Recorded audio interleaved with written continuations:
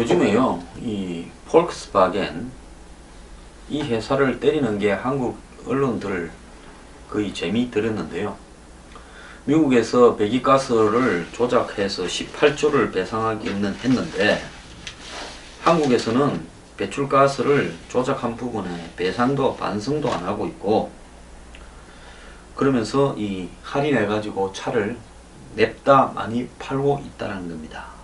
한국에서는 뭐 배기가스가 나오든 말든 할인만 하면 판매가 급증한다.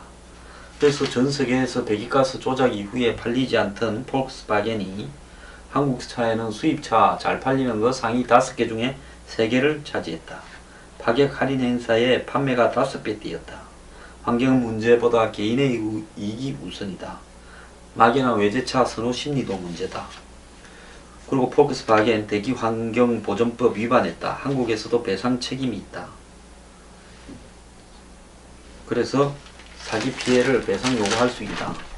더 나아가서 배출가스 조작 의혹에 대해서 이 폴크스바겐 한국 사장, 전 사장을 지금 검찰을 출석시켰다. 뭐 이런 이야기들이 나오고 있는데요. 심지어 한국 소비자는 왜 차별받나 하는 이야기도 나오고 있습니다. 미국 소비자한테는 다국적 기업들이 매우 약해지고 한국 소비자는 무시하고 있다. 자, 폴크스바겐은 한국은 미국과 달라 배상을 못하겠다. 국내 소비자들이 아무리 항의하고 집단 소송을 한데도 모르쇠다. 법과 판결도 소비자 보호에는 인색하다. 입법부도 마찬가지다. 가습기 살균제는 이야기하면서 이 문제는 조용히 하다. 그래서 입법, 사법, 행정체계가 미국에서는 기업이 어떤 문제가 생기면 소비자 보호를 서둘러서 앞장서서 하는 게 상책이고, 한국에서는 회피할수록 이익이다. 자, 그래서 한국에는 한국식대로 배짱을 부려도 어떻게 할 방법이 없다. 이렇게 자꾸 이야기를 하고 있는데요. 저는 언론들이 폴크스바겐 문제를 가지고 한국 소비자들의 마치 국민성 같은 거를 비꼬고 있는 게, 제가 한국 국민성이 문제다. 정말 고쳐야 된다. 정치의 수준은 국민성이 더 문제가 있다. 정치 타다기 전에 한국 소비자들, 국민들이 정신 차려야 된다 이야기도 했습니다. 뭐 정치도 정치 소비자 아닙니까? 그런데 자꾸 이렇게 이 언론들이 집요하게 이야기를 하는 어떤 내용을 보면 초점이 잘못됐다는 것은 지적 안 할 수가 없어요.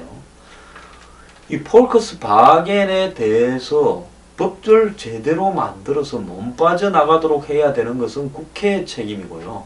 또 이런 재판과 관련해서 제대로 미국처럼 우리가 단죄하지 못하는 것은 한국의 법조계가 또 이런 재판에서 제대로 물어서 사법적 판결을 내거나 기소하지 못하는 문제도 있고요.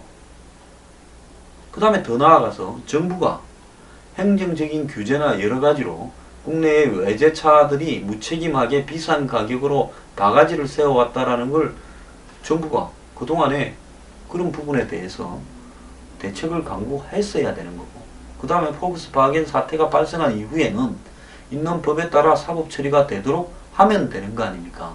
자, 자유시장 경제에서 우리 물건을 비싸게 파는 거는 욕을 들어먹을 일이지만은 싸게 파는 걸 가지고 뭐라 할 수 있습니까? 폴크스바겐이 설사 차를 공짜로 나누어 준다고 한들 뭐라 할 수 있습니까?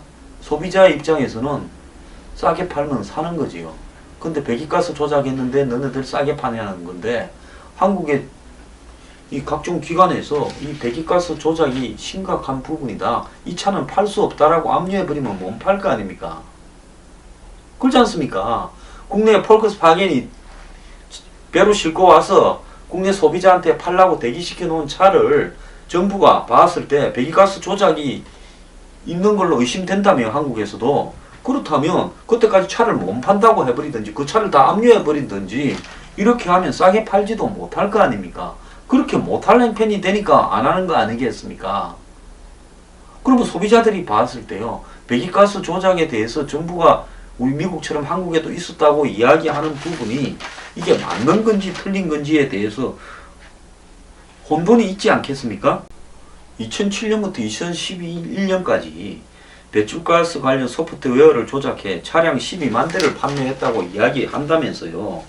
그래서 한국의 법을 갖다가 심각하게 위반했다면 정부가 폴크스바겐에 대한 한국 영업을 중지시키든지 들어와 있는 차량을 압류하든지 이렇게 해야 될 거 아닙니까? 자, 그런 조치를 취하지 않는다면 문제가 좀 있기는 하지만은 그렇게 심각하지 않은데 가격 대비 성능으로 봐서 싸게 판다니까 사는 거지요. 자, 이런 문제에 반대에 현대 기아차가 있지 않겠습니까? 자, 한국에서 제일 많이 팔아먹는 게 폴크스바겐이니까 대중적으로 외제차 중에 1등 아닙니까? 현대 기아차를 지금 외제차가 30% 이상 그 점식해 들어갈까봐 우려하는 상황이 벌어지고 있잖아요. 자, 이때 이 문제가 터졌으니까 잘 됐다 했는데 그러면 왜 국민들 다수가 현대 기아차를 사지 않고 외제차를 사는가? 물론 그 중에는 과시욕 때문에 그러는 사람도 있겠죠. 외제차 선호 심리로 문제라고 언론도 지적을 합니다. 자, 이렇게 국수주의적인 문제를 갖다가 왜 또 이런 데 갖다 붙입니까? 옷이나 백, 스마트폰 이런 거는 뭐 외제 브랜드 다 입고 다닙니까? 그런데 차는 외제차 타면 안 됩니까? 국산차가 외제차보다 싸고 튼튼하게 잘 만듭니까? 좀 이상해서 그래요. 자유시장 경제에서 잘못됐으면 법으로 제재를 해갖고 못 팔게 해야죠. 압류하거나. 자, 팔게 놔놓고 있는 상황에서 싸게 파니까 소비자들은 이 배출가스 조작에 대한 사회적 피해는 공공재고 그 이익은 내 개인 싸게 사면 내 개인이 이득을 보니까 당연히 경제학에서 그거 뭡니까? 공유주의 비극이라는 데서 경제학적으로 설명된 이론 아닙니까? 소비자들은 경제학에서 할 수 있는 행동을 하고 있는 거예요. 그러면 공공적인 피해가 심각하다면 공공의 피해를 위해서 이 차를 못 팔게 하거나 영업 정지시키면 되죠. 그렇지 않습니까? 그건 왜 안 하는데요? 근데 왜 이렇게 사설들이 전부 나서서 계급품을 물고 욕을 하고 있습니까? 좀 부자연스럽고요. 혹시 현대 기아차에서 광고 봤습니까?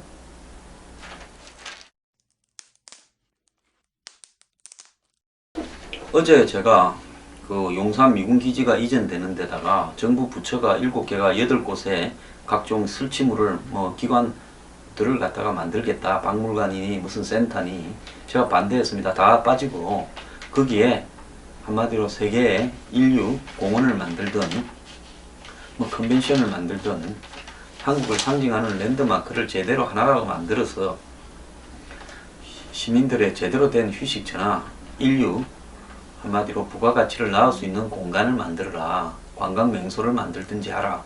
이렇게 이야기했는데요. 오늘 조선일보 사설이 세계 인류로 못 만들 거면 국토부는 손 떼라고 이랬습니다. 그래서 국토부가 용산공원에 이 황당한 시설을 세우려 하고 있는데 그 과정에서 여론 수렴이 터무니가 없다. 자, 그래서 이렇게 도심에 71만 평의 공원 부지가 생겨나는 것은 두 번 다시 없을 기회인데 이 멋진 공원을 세워야 되는 것은 정부의 책임이다. 그래서 현재 국토부가 3,400명 인터넷으로 설문 듣고 어쩌고 하는 것은 틀렸고 각 정부 기관들이 공짜 땅 생겼으니까 도심에 거기에 우리 시설 세우자 하는 것도 잘못됐다. 숟가락 들고 덤비지 마라. 공원을 건물로 채워넣겠다는 발상도 잘못됐다. 자, 고층 아파트로 고층 빌딩으로 숨 쉴 틈이 없는 서울 도심에 모처럼 생긴 공간을 또 콘크리트 건물을 넣겠다는 거냐. 그래서 아예 국토부가 손을 떼고 미래를 내다볼 수 있는 전문적 식견을 가지고 이 전문가들과 국민 여론을 제대로 수렴해서 해야 될 거다. 자, 국토부는 뒤늦게 여론 수렴을 더한 뒤에 결정하겠다고 물러섰는데 공무원들이 자기 입맛대로 움직이는 전문가라는 한마디로 앞잡이들을 동원해서 국민 여론을 수렴한 것처럼 장난치는 것도 그만해라. 저하고 생각이 똑같네요. 그렇게 해야 됩니다. 정부는 빠지고요. 정말로 제대로 된 기획을 외국에 맡겨가십시오. 한국에 안 됩니다.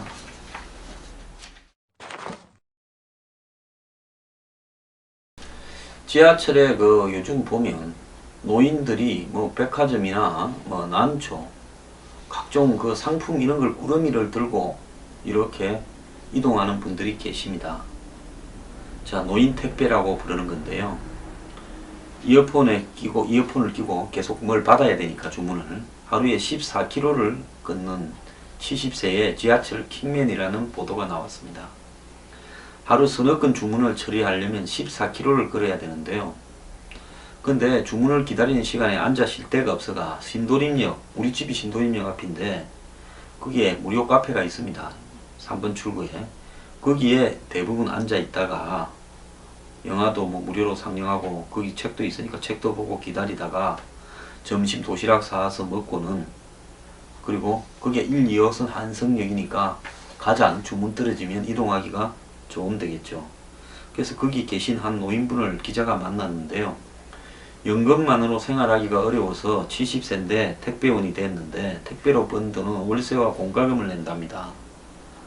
자, 그래서 이 주먹밥을 사왔더래요, 이분은요.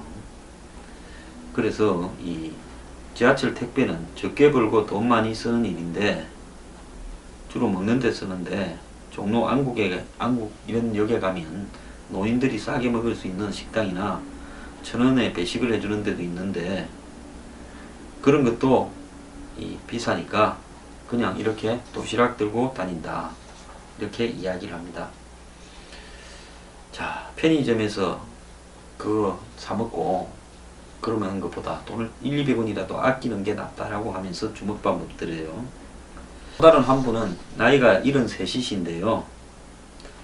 최근에 주문이 줄어서 이 교대역에 이 환성 통로에 있는 휴식 공간에 있더랍니다. 그래서 우리 같은 노인네는 뭐 이야기 써가 뭐 하겠냐, 우리도 다 같이 사회생활하고 사는 거다, 돈 적게 번다고 불쌍하고 그런 것도 아니야, 그냥 똑같이 늙어가는 거다, 이래 이야기를 하더랍니다. 자존심 상하실 수 있겠죠. 40년 가까이 중학교에서 행정 업무를 했는데 퇴직 후 쉬시다가 2년 전에 택배 일을 했답니다. 용돈벌이도 필요하고 또 쉬니까 몸이 번질거렸다는 건데요. 이 자부심도 있으시다는 겁니다. 이만큼 정직한 일도 없다. 물건 받고 전달하고 약속 시간도 있다. 발로 뛰어서 버는 돈이다. 어떤 사람들처럼 뒷돈 받는 일도 아니다. 떳떳하고 당당한 일이다. 그분은 스마트폰 조작에도 능숙했답니다. 자, 강남역에도 또 이런 분들이 있대요. 자, 노인들이 이렇게 열심히 일을 하고 사십니다. 일본에 가보면 일하는 노인분들이 굉장히 많습니다. 우리나라도요, 노인이 일해야 살 수 있을 만큼 가난한 시대가 되었습니다.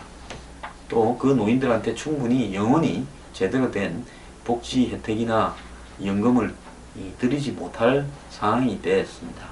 그렇기 때문에 노인의 그 일자리 부분을요, 이제 기정사실로 받아들이고 그분들이 그래도 안정적으로 일을 할 수 있게 도우는 시스템이 마련돼야 될 것 같습니다.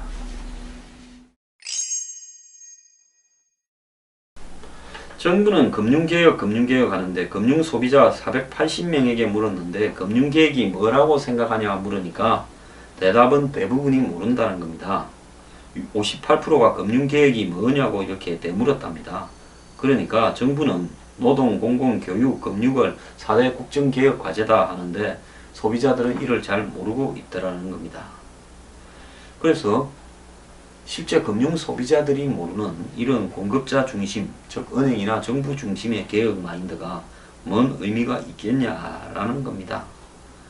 자, 응답자의 42%만이 최근 1년 사이에 금융개혁이라는 단어를 들어본 적이 있다고 대답했지만은 들어본 적이 없다라는 사람이 58%라는 겁니다. 그래서 금융개혁이 뭔지 제대로 알지도 못하는데 이런 말들을 정부가 계획이라고 계속 국민들 앞에 이야기할 필요가 있느냐라는 생각이죠. 정부가 금융개혁으로 뭘 어떻게 하자는 건지, 지금은 어떤데 이걸 어떻게 고치자는 건지 방향성을 잘 모른다는 겁니다. 자, 그래서 이 여러 가지 이야기들이 산발적으로 이야기 나오다 보니까 금융 소비자에게 인상을 주지 못한다는 겁니다. 천송이 쿼트, 붕어빵 영업시간, 성과연봉제. 저도 이게 무슨 소린지 잘 모르는데 일반 국민이 오죽하겠습니까? 자, 정부의 금융개혁에 반대한다라는 국민들은 일방통행이다, 내용을 모른다. 내용을 알아야 찬성할 거 아니냐라는 이야기입니다. 그 임종용 금융위원장은 국민이 체감하는 금융개혁을 위해서 정부 역량을 동원하겠다 했는데 금융소비자들이 공감하지 못하는 개혁은 하나하나 아니겠습니까? 금융소비자들은 금융을 단순히 이자 더 주고 수수료 깎아주고 하는 게 아닌 고부가 가치 산업이다라고 인식을 해야 되는데요. 소비자들은 그렇게 생각 안 하죠. 금융기관이라는 것이 전부 다 뭐 이자는 많이 받아가고 내도 이자는 적게 준다 이런 거라고 생각하지 않겠습니까? 그래서 정부가 뭔 개혁을 주장하기 전에 뭐가 개혁인지 왜 하는 건지 이런 걸 제대로 이렇게 정부 스스로도 알고 하는지 의문입니다.